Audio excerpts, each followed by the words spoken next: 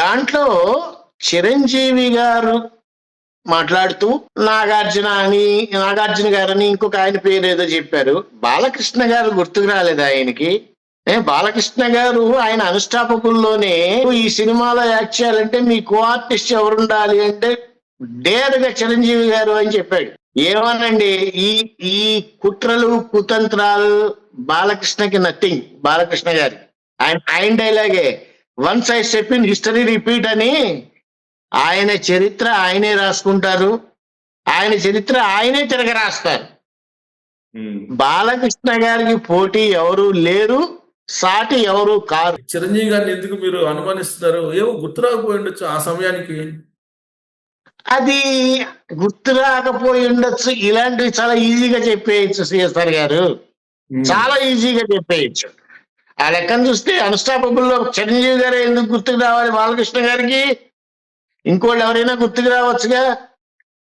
ఇప్పుడు అందరు అన్నారు కదా, సినిమా వాళ్ళంతా పెద్దలంతా ఉన్నారు. సినీ పెద్ద చిరంజీవి గారు ఫస్ట్ రిలీజ్ అయిపోయినప్పుడు ఏం చేశారు వీళ్ళంతా? ఎందుకు ఆపేశారు?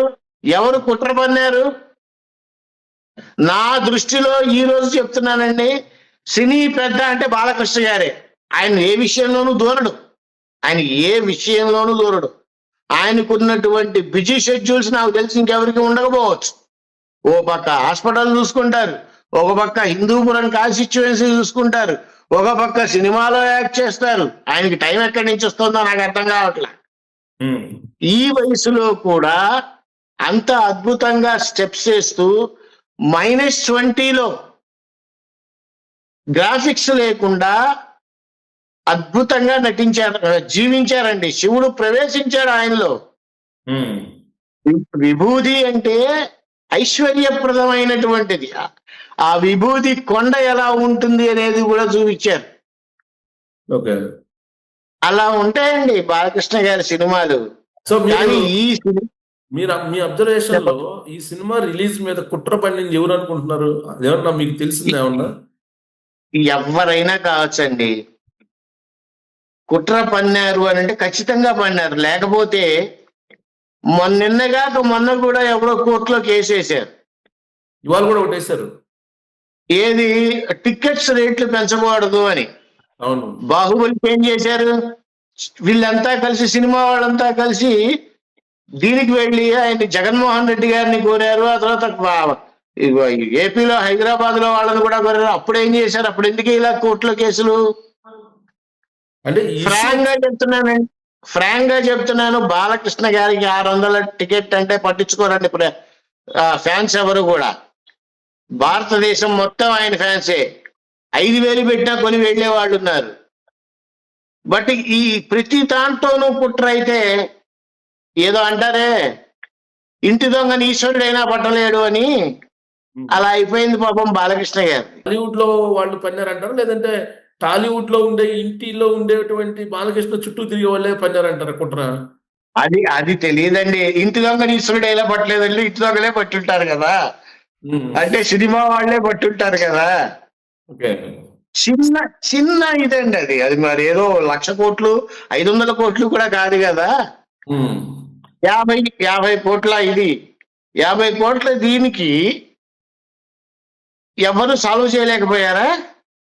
ఆన్ స్పాట్ సాల్వ్ చేయొచ్చు కదా. ఎందుకు ముందుకు రాలేకపోయారు?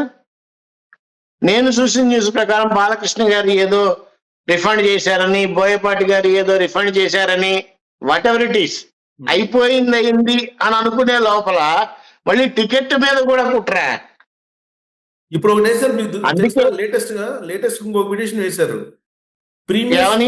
ప్రీమియర్ షోస్ కి పర్మిషన్ ఇవ్వలేదు కదా, హైకోర్టు ఆపుంది కదా, ధిక్కరించి ప్రీమియర్ షోస్ వేశారు అని చెప్పి ఇవాళ ఆర్డర్ నేను చదివాను.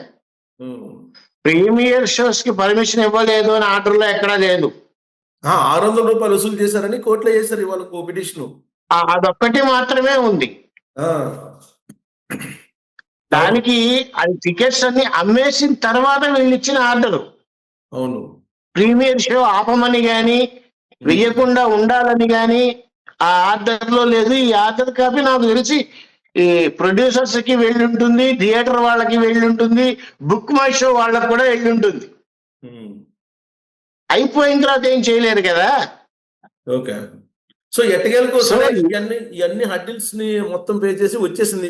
మీరు కూడా చూశారు, నాకన్నా ముందే చూశారు మీరు కాశీలో ఉంటా. ఓహో, దాంట్లో ఆ సినిమాలో మీకు బాలకృష్ణ నచ్చాడా, యాక్షన్ నచ్చిందా, లొకేషన్స్ నచ్చినాయా, లేదంటే కథ నచ్చిందా, స్క్రీన్ ప్లే నచ్చిందా, సంగీతం నచ్చిందా, ఏది నచ్చింది మీకు? నాకు బాలకృష్ణ గారు కనపడలేదండి, ఉమ్. శివుడే కనపడ్డాడు. ఓకే. శివ శివ శివ శివ ఆ సౌండ్ బాక్స్ అయిపోయిన తర్వాత థియేటర్ నుంచి బయటకు వస్తే అదొక ట్రాన్స్ లో ఉండిపోవాల్సి వచ్చింది ఒక 10 నిమిషాల వరకు. ఓ. ఆ శివ శివ శివ శివ శబ్దాలు ఇవే. ఉమ్. మీరు ఇందాక ఎవరో డైరెక్ట్ చేశారు, ఎవరు మ్యూజిక్ చేశారు, నేను అనుకోవటం శివుడు తన కోసం తాను నిర్మించుకున్నటువంటి సినిమానేమో అనిపించింది. ఓకే. అది బోయపాటి వల్ల గాని, తమన్ గారి మ్యూజిక్ డైరెక్షన్ వల్ల గాని, ఈ వయసులో బాలకృష్ణ గారు ఆ విధంగా యాక్ట్ చేస్తారు. -25 ఎవరండి అలా చేసేది? మీరేమో అంత అద్భుతంగా ఉందని మీరు చెప్తున్నారు, రేటింగ్స్ ఏమో 2.5 ఇస్తున్నారు, మరి ఎక్కువ మంది. అది అబద్ధం అండి. 4 అబౌవ్ ఉంటుంది రేటింగ్, డెఫినెట్ గా 4 అబౌవ్ ఉంటుంది. మీరు ఇస్తున్నారు రేటింగ్, కానీ వెబ్సైట్ మీరు ఇస్తున్నారేమో కానీ దానికి రేటింగ్ మామూలుగా అయితే 4 అబౌవ్ ఉంది. అవునా? ఏం నచ్చలేదు చెప్పమనండి నాకు, ప్రతి దానికి నేను క్లారిటీ ఇస్తా, అందులో ఏం నచ్చలేదు. లాజిక్ లేదు అంటున్నారు, ఎక్కువ మంది రివ్యూస్ లో లాజిక్ లేదు దాంట్లో అంటున్నారు. ఇప్పుడు స్ట్రైట్ గా మీకు శివుడు కనపడ్డాడండి, మీరేం క్వశ్చన్ వేస్తారు? ఉమ్. ఎక్కడి నుంచి యాక్షన్ వేసుకొచ్చావురా అంటారు, అంతే కదా. ఉమ్. సహజంగా ఏ మనిషికైనా వచ్చే థాట్ అదే, ఏ కంపెనీ నుంచి వచ్చావు, ఏ డ్రామా సెంటర్ నుంచి వచ్చావు అని అడుగుతాం. అవును. ఒరిజినల్ గా తను శివుడు అని గుర్తుపట్టలేం. కాకపోతే అది సినిమా కాబట్టి సినిమాలో ఎలా చూపించాలో అలా చూపించాడు బోయపాటి గారు. లాజిక్ ప్రతిదానికి ఉంది.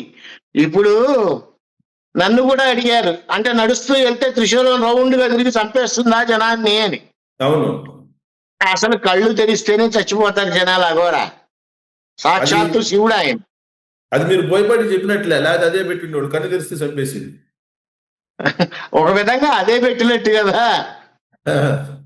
ఇప్పుడు లేకపోతే గత అసలు ఇమాజిన్ చేసుకోలేము సిఎస్ఆర్ గారు.